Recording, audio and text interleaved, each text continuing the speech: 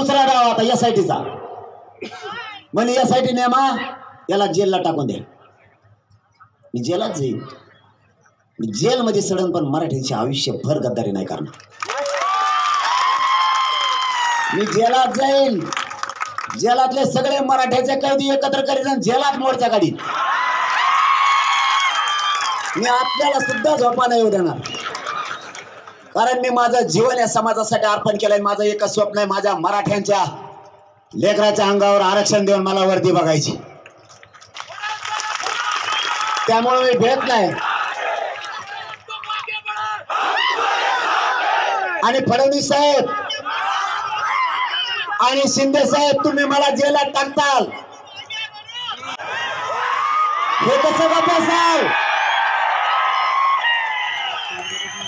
असे स्वप्न नका बघू. हे स्वप्न बघायचे बंद करा आणि गोडी गुलाबीनं प्रस्त मार्गी काढा. आधी सुद्धा तुम्ही काढली, सगळ्या सोयऱ्यांची आधी